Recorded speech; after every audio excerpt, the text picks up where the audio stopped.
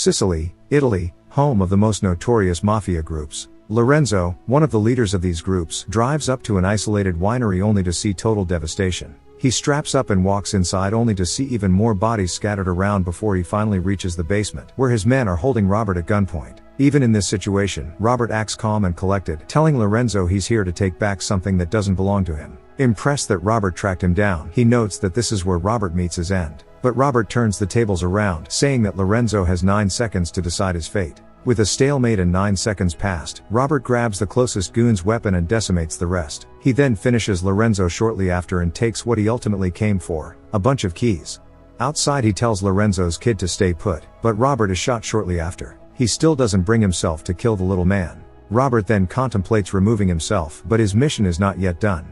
On his way back, Robert eventually passes out and is found in critical condition by the local police officer. He is brought to the nearest doctor in Altamont and is patched up. Robert is lucky it was only .22 caliber. The doctor, Enzo, wonders if the officer saved a good or a bad man. Robert doesn't know. He tries to get up, but he needs rest for his wound to heal.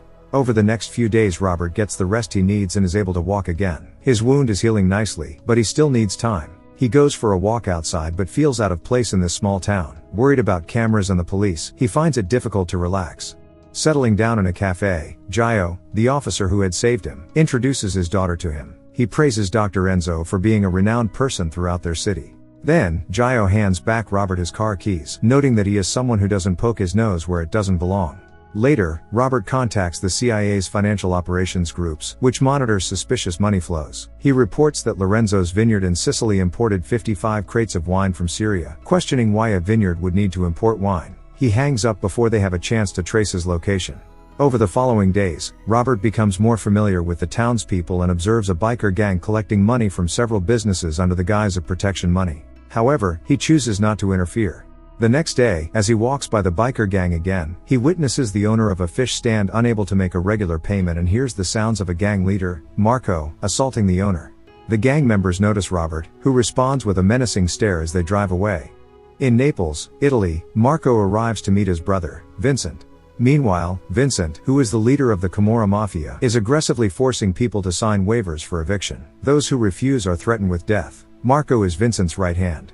That evening, while Enzo and Robert are enjoying each other's company, Robert expresses his desire to cook fish for Enzo. The next day, he visits the fish stand, but the owner refuses to let him pay for the fish, stating that he's a friend of Enzo's. Despite Robert's insistence, the owner does not accept payment. Meanwhile, acting on Robert's tip-off, a team of CIA agents, among them Emma, who had taken his call, uncovers hidden drugs within the bottles and millions in cash stored in the vineyard's basement. What proves most alarming is that this operation had never been on their radar before. Motivated by this discovery, they continue their investigation. Vincent instructs his brother to intensify pressure on Altamont. With ambitious visions of hotels, casinos, and resorts, Vincent's grand scheme involves evicting local residents to take control of the entire Sicilian coast. As Robert finally recovers and gets ready to leave, having grown fond of the town, an urgent alarm spreads among the residents. A fire has broken out. The fish stand, the owner's livelihood, is engulfed in flames. The owner watches in despair as all his life's work burns before his eyes. Robert turns around and sees the biker gang, laughing. Gio reviews the footage and requests more information on the van that is responsible for the arson. After lending a hand to clear the debris from the fish stand, Robert finds solace in a cup of tea at his favorite cafe. There, he bonds more deeply with the cafe's owner, Amina, who, after the cafe closes for the day, introduces him to the authentic side of Italian cuisine and community. Despite the town's small size, its residents are remarkably welcoming and supportive, looking out for one another. Thanks to the collective effort, the fish stand is nearly restored to its former state. The townspeople have come to regard Robert as one of their own, embracing him into their close-knit community. While savoring his tea at Amina's cafe, Robert spots Emma, who has managed to track him down. She inquires about how he came to possess such accurate information regarding the winery's illicit activities. Although Robert remains evasive in his responses, a part of him wishes to share the entire story with her, yet he feels constrained from doing so. Emma probes further, hinting at the intrigue of how she was able to find him. In response, Robert outlines the entire situation, signaling to her that he's not someone to be underestimated. However, as Emma walks away, she calls out his name, leaving Robert pleasantly surprised. Meanwhile, Gio is alarmed by an unexpected call informing him that his daughter left school early. The teacher says an officer had picked her up. He immediately rushes home, only to find a dire situation awaiting him. Marco, alongside his goons, has taken Gio's wife and daughter hostage. This is retaliation for Gio's efforts to gather information about the arson. Marco proceeds to attack Gio, forcing his family to watch the violent encounter. After the assault, Marco issues a chilling threat to Gio, warning him of dire consequences for his family should he meddle in their affairs again.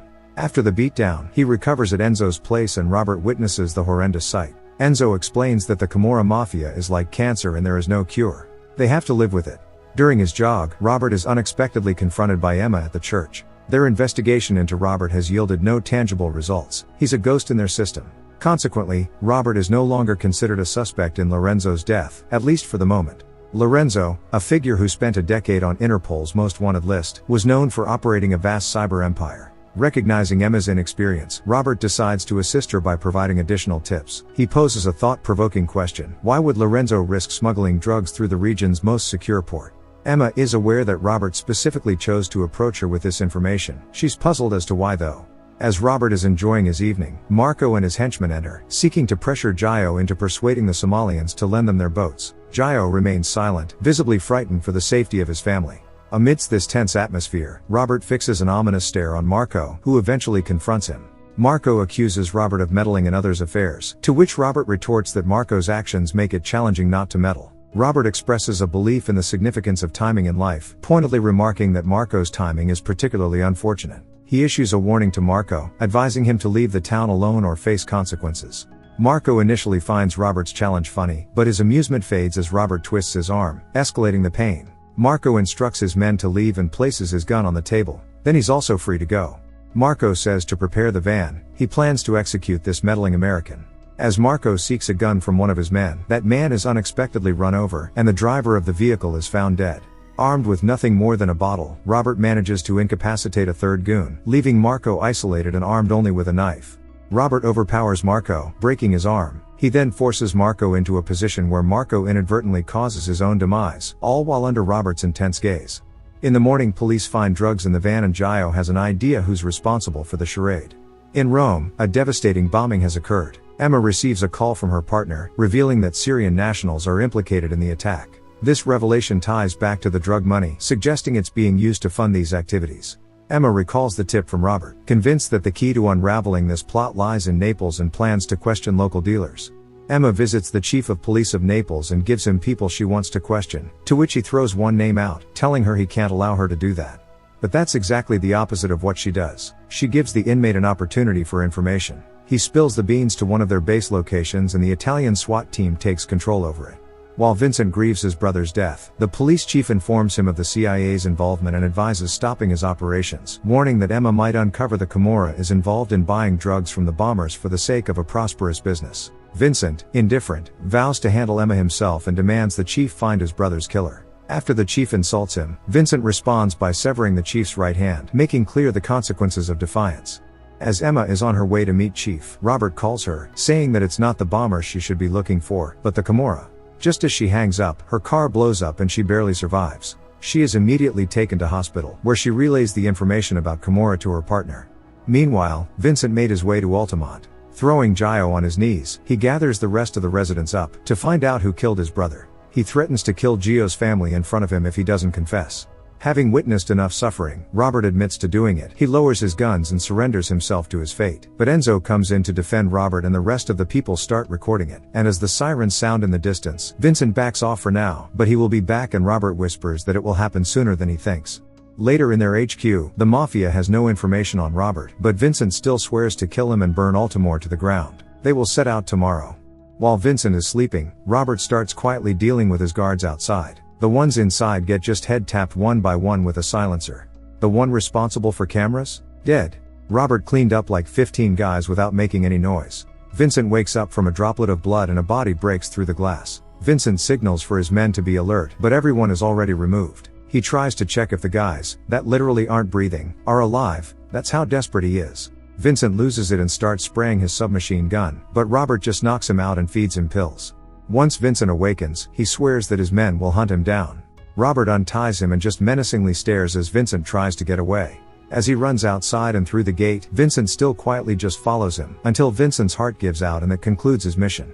As Emma watches the fall of the Kimura family and the ceasing of bombing, Robert visits her. He explains that in this bag, there's $366,400 cash. He was at that vineyard to retrieve it. The money was hacked 9 months ago from Greg's pension fund with one stroke of a key. He tracked down a whole mafia for that. The keys Lorenzo had was the room with millions of dollars, bearer bonds and account codes, and all he took is $300K for some guy's pension. Robert says she'll understand as he leaves the bag with Emma. Emma then finds Greg and hands him over the money, and he and his wife break down. It's a miracle.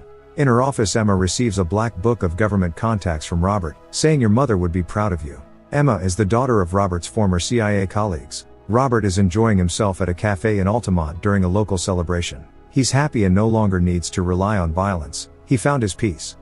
Thank you for watching. Subscribe for more videos like this.